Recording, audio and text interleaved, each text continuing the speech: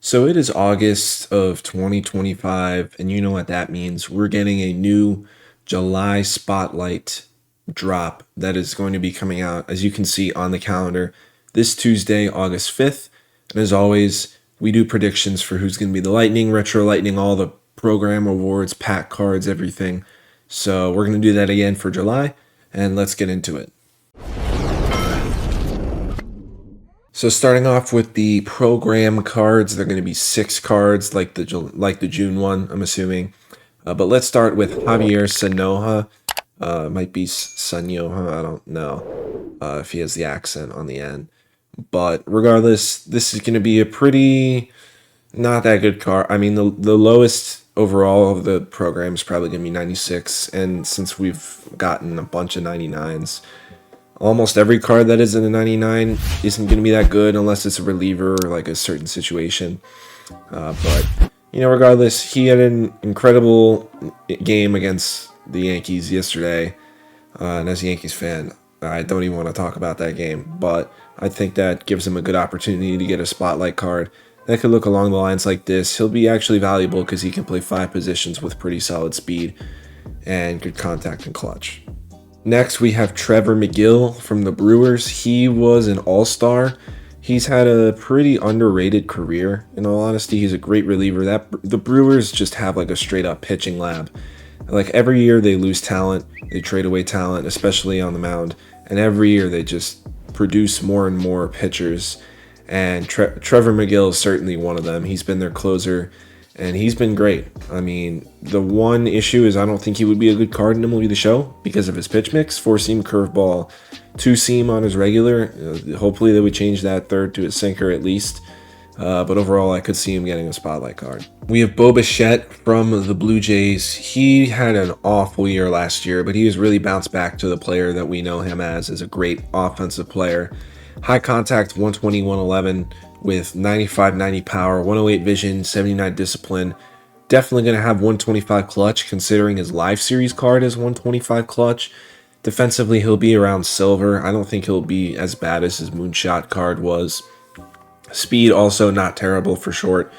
Probably only going to be playing shortstop, but overall a nice contact hitter. Roman Anthony has had a pretty good rookie year for the Red Sox. He was, I think, the #1 prospect in all of baseball before he got called up. But he's really turned it up as of late. Started off really slow, but playing a lot better now. High contact, 118, 116 with power in the low 80s, high 90s, good clutch. He'll probably be around gold in the defensive areas. Speed will be there too, can play all 3 spots in the outfield, so he'll have some value. Now, I am aware that Nick Paveta already has a spotlight card from the April Spotlight collection. I know that he does, but I don't really care. In all honesty, I don't think it makes any sense to not give someone another spotlight unless it's like the Lightning card or, when his first spotlight card came out, he was an 88 overall. So him getting a 98 overall from another spotlight is like not a big deal in my opinion. If it was like Joe Adele, then sure, shouldn't get another spotlight because he was a 96 in last month. But I think that Nick Paveta could definitely get a spotlight for July. I mean, he's been great. He's been one of the best. He's been really underrated. That was a great signing by the Padres. They've made some really underrated moves. They're always super aggressive at the deadline. They traded DeVries for Mason Miller, but Nick Paveta was one of their sleeper signings in the offseason. He's really turned out to be a good pitcher. His card overall will be pretty good. 4-seam sweeping curve, which is just pretend that's sweeper. It's because Showzone doesn't have sweeper in their card builder thing yet. But 4-seam sweeper, 12-6, cutter, slider. That's a great pitch mix. Would have liked a sinker, but it's whatever. Throws pretty hard, good speed differentials, good hits per 9, decent clutch. I think this will be a pretty solid starter. And then my prediction for the final program reward is Jackson Chourio. Jackson Chourio had, he was a rookie last year, and he was very good for the Brewers, and he is still insanely young. He's only 20 years old, I'm pretty sure. But Jackson Chourio, he didn't start off the year poorly. He was just a little below expectations, I would say. but recently he's really picked it up as late. He just had a supercharge in the game on his live series, and it's because he's just been very good in the month of July. This card overall, I think, would be a great free outfielder in the July Spotlight program. You know, he's going to have almost max contact, power in the 90s, great clutch and vision, great defense and speed. He's going to bring a lot to the table. Now moving on to the pack cards for my predictions. The low tier is going to be 98s, and I've mentioned Carlos Estevez in many videos in the past, and he still hasn't gotten a card yet. I don't know when it's going to be, but the guy deserves a card.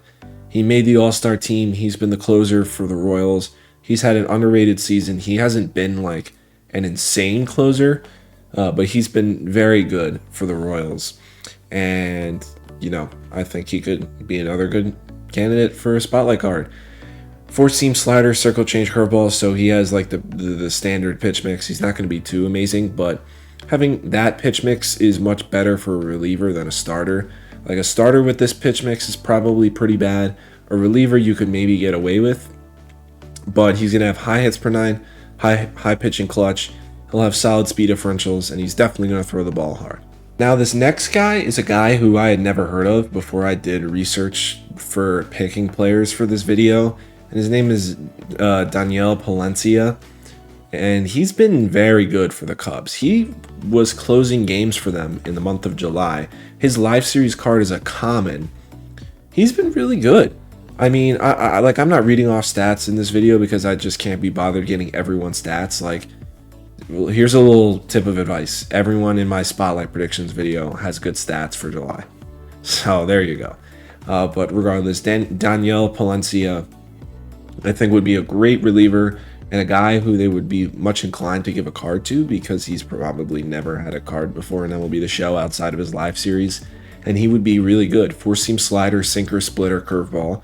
That's a great pitch mix. Throws really hard. It's good speed differentials. Good per 9s, solid pitching clutch. The one thing that worries me is the pitching clutch because on his live series, it's a 27. Yeah, 27. So I don't know how high it would be on a diamond card, but it would still be a good card.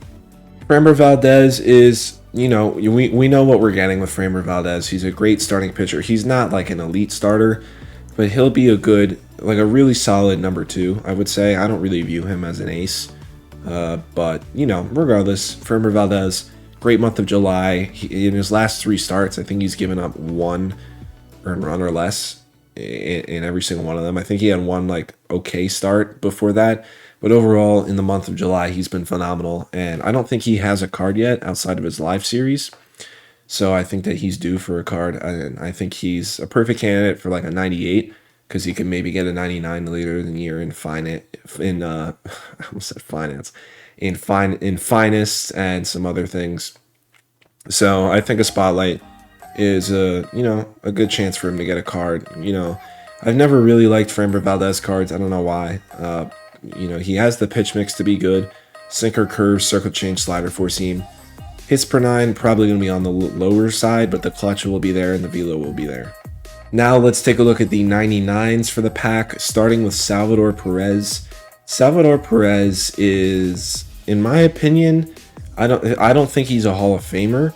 I think that if Jorge Posada is not a Hall of Famer, then Salvador Perez is not a Hall of Famer, if you compare those two numbers. But he's had an incredible career. You got to give him that. But this year, he had been horrible, like really, really bad, before July came around. Ever since July came around, he's been hitting phenomenally. And I think that Salvador Perez cards in MLB The Show are always very good. Like, I love his swing. I love his high diamond cards. That card from 21 when he had like 45 homers or whatever, like, his swing is butter.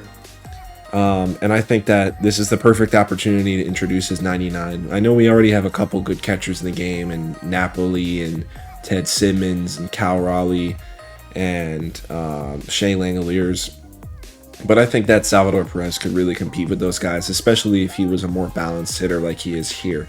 117, 113 contact, 116, 103 power, 112 vision, 120 clutch with silver defense across the board. This would be a great 99 overall catching option. And then the other 99 that I have for the pack is Jiren Duran. He's a fan favorite of Red Sox fans. You know, he almost got traded. He didn't. But he had a great month of July, and I think this is a great opportunity to bring in a 99 of someone who a lot of people like, and a lot of people used his Summer Series card. He'll be a pretty good outfielder across the board. Contact going to be in the 110. Same with clutch. Power will probably be at least 80 for both sides. Defense will probably be in the mid to high 80s across the board. Speed will be in the 90s and the high 80s. Like, this is just like, I don't want to call it a budget version of Beltran, but there's nothing that this card won't be able to do well. Now let's take a look at my predictions for the collection. For the Henchman, I have Mike Trout. Now, this might be a little strange for me to pick Mike Trout for this, but hear me out. People are talking about like a milestone that he's going to hit. I think it's 400 homers that he's closing in. I don't know the exact milestone. There's no way that they're going to release a 99 Mike Trout in the beginning of August unless it was like the Bautista collection or something like that. I've really noticed how they've structured these 99 cards. These 99 cards are great, but they're not endgame 99s yet. And if we're going to get a 99 Trout, it needs to be an endgame Trout. So I could see a 98 Trout coming out.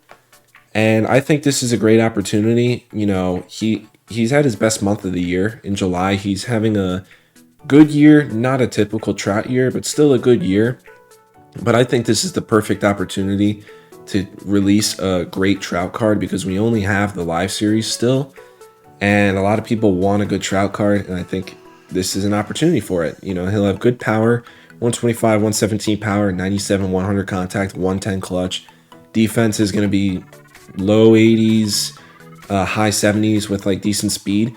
This card, the attributes that I just created, is a great Mike Trout card, but it can definitely be improved upon with a future 99 near the end of the year. That's my thought process behind that. Moving on to the Retro Lightning, I think we are really due for a pitcher to be a Retro Lightning. If we take a look at the previous Lightnings, for April, the Lightning and the Retro Lightning were both hitters. For May, the regular Lightning was Screwball and the Retro was Harper. So Screwball is the only pitcher that we've had in the 6 Lightning cards, because in June it was Soto and Bobby Grich. Now, I think that we're so due for a pitcher, and especially it to be retro, because we've only got hitters for the Retro Lightning, and my regular Lightning pick is a hitter. So I'm going to go with Bob Gibson here. He had 1 month of July, I don't remember which year it was, where he went 6-0. He had a .4 ERA or something, and he had six complete games, and 4 of those were complete game shutouts. Like, that just shows you the legacy of Bob Gibson, one of the greatest starting pitchers of all time. You can make an argument that he is the greatest pitcher ever, but you know, not even just discussing his career, looking at this card would be disgusting. 4-seam slider, sinker, curveball, changeup. He's probably going to be given outlier in the 4-seam. Good speed differentials, good pitch mix. 116 hits per 9, 118 pitching clutch, 118 stamina too, because pitchers back in the day threw so many more innings than they do now. Like, this card would be a phenomenal card to get in a Retro Lightning collection. And lastly, that brings us to our regular Lightning card, Cory Seager. I think this is an easy decision. He had a phenomenal month of July. It's really blurred out thanks to Showzone. I mean, Showzone's great. Not trying to diss Showzone, but you know, this model where you can create a card is just so sick. But yeah, he hit for, I think, right around like 330, and his OPS was 1050, I think, in July. So totally deserving. Everyone loves Cory Seager cards in the game. This card would be completely free to get. This is like an alley-oop. It's as big of an alley-oop as Soto was last month.